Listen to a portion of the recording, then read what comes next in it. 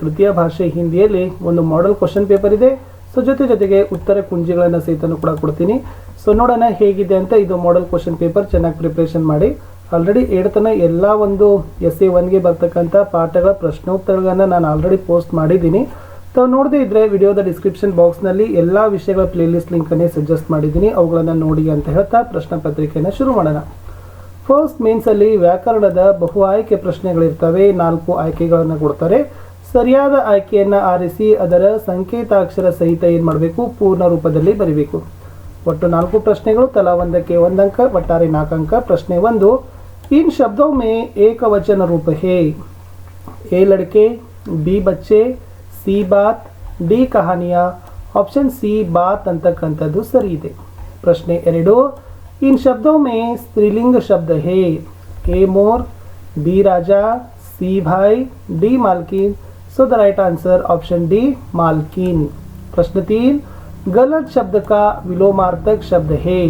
ए सवाल, बी सही, सी जवाब, डी सच. सो गलत इद्दल्ली ಏನಾಗ್ತದಪ್ಪ ಅಂದ್ರೆ ऑप्शन बी सही इज द राइट आंसर. प्रश्न 4, इनमें से प्रथम प्रेरणार्थक क्रिया रूप है. ए सिखाना, बी सीख, सी सीखवाना, डी सीखना ಅಂತ ಇದೆ. ಸೊ ಆಪ್ಷನ್ ಎ ಸಿಖಾನಾ is the right answer. So ಇಷ್ಟು ಏನು ಮಾಡಬೇಕಾಗಿತ್ತು, ವ್ಯಾಕರಣದಲ್ಲಿನ ಬಹು ಆಯ್ಕೆ ಪ್ರಶ್ನೆಗಳಿಗೆ ಉತ್ತರಗಳನ್ನು ಆರಿಸಿ ಬರೀಬೇಕು. ಇನ್ನು ಎರಡನೇ ಪ್ರಶ್ನೆ ಪತ್ರಿಕೆಯ ಭಾಗದಲ್ಲಿ ಸಂಬಂಧೀಕರಣ ಪ್ರಶ್ನೆಗಳು ಸಹಿತ 4 ಇದ್ದಾವೆ. ಸರಿಯಾದ ಉತ್ತರವನ್ನು ಆರಿಸಿ ಬರೀಬೇಕು, ಕರೆಕ್ಟ್ ಆಗಿರ್ತಕ್ಕಂಥದ್ದು. ಪ್ರಶ್ನೆ 5, ಚಂಗ್ ಪದದ ಅರ್ಥ ಚಡನ ಆದರೆ ವಾರಿಧರ್ ಅಂದರೆ ಏನು ಅಂತ ಕೇಳಿದ್ದಾರೆ. ಸೊ ವಾರಿಧರ್ ಪದದ ಅರ್ಥ ಬಾದಲ್ ಅಂತಕ್ಕಂಥದ್ದಾಗ್ತದೆ. ಸೊ ಬಾದಲ್ ಇಸ್ ದ ರೈಟ್ ಆನ್ಸರ್. ಪ್ರಶ್ನೆ 6, ಮಿರ್ಚ್ ಮಸಾಲಾ ಪಾಠ ಲೋಕಕಥಾದಲ್ಲಿದ್ದರೆ ಮೇರಾ ದೇಶ್ ಮೇರಿ ಮಾ ಪಾಠ ಯಾವ ವಿಧದಲ್ಲಿದೆ ಕೇಳಿದ್ದಾರೆ. ಅದು ಕಹಾನಿ ವಿಧದಲ್ಲಿರ್ತಕ್ಕಂಥ ಪಾಠ. ಪ್ರಶ್ನೆ 7, ಮಾಫಿ ಅಂದರೆ ಕ್ಷಮ. ಸೊ ದಂಡ ಅಂದರೆ ಏನು ಅಂತ ಕೇಳಿದ್ದಾರೆ. ಸಜಾ ಜುರ್ಮಾನ ಅಂತ ಏನು ಮಾಡ್ತಾರಪ್ಪ ಅಂದರೆ ಹೇಳ್ತಾರೆ. ಶಿಕ್ಷಾ ಈ ಪದ್ಯವನ್ನು ಬರೆದವರು ಠಾಕೂರ್ ಗೋಪಾಲ್ ಶರಣ್ ಶಿವ್. ಹಾಗಾದರೆ ಮೊಬೈಲ್ ಕಾ ಬೋಲ್ಬಾಲಾ ಪಾಠ ಬರೆದವರು ಯಾರು ಅಂತ ಕೇಳಿದ್ದಾರೆ. ಸುರೇಖಾ ಶರ್ಮಾ ಶಾಂತಿ ಅಂತಕ್ಕಂಥದ್ದು ಸರಿಯಾದ ಉತ್ತರ ಬರ್ತದೆ.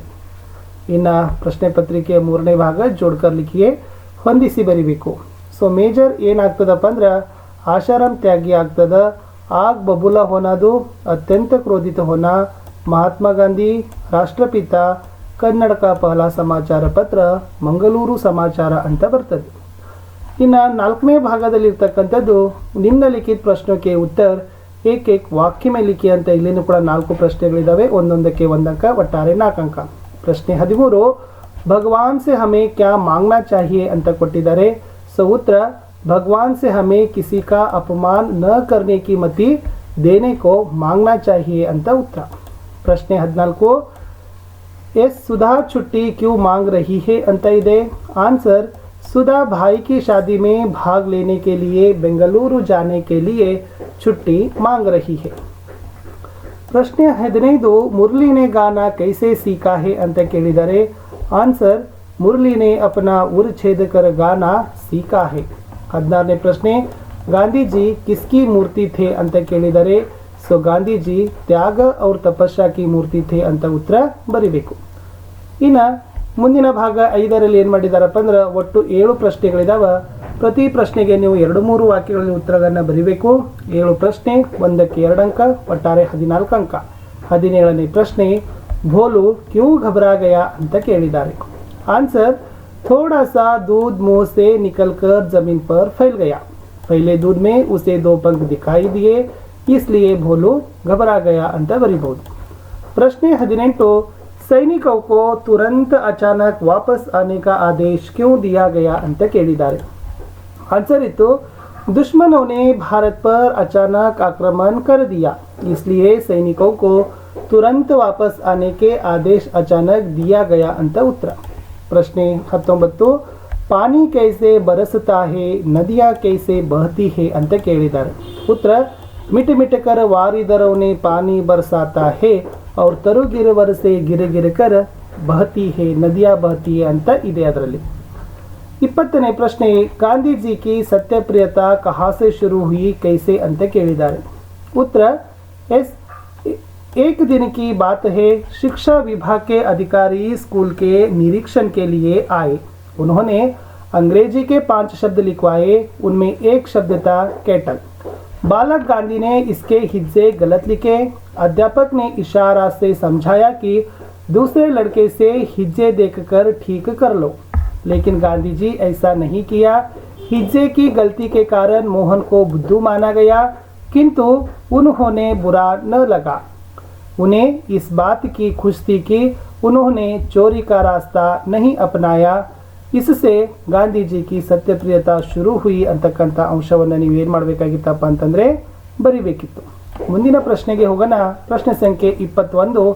समाचार पत्र में कौन कौन से विषय होते हैं ಅಂತ ಕೇಳಿದ್ದಾರೆ. ಆನ್ಸರ್ ಇದೆ. ಸಮಾಚಾರ ಪತ್ರದಲ್ಲಿರ್ತಕ್ಕಂಥ ವಿಷಯಗಳನ್ನು ನೋಡೋದಾದ್ರೆ ಎಸ್ देश विदेशों में घटने वाली घटनाओं का विवरण होता है ಅಂತ ಇದೆ.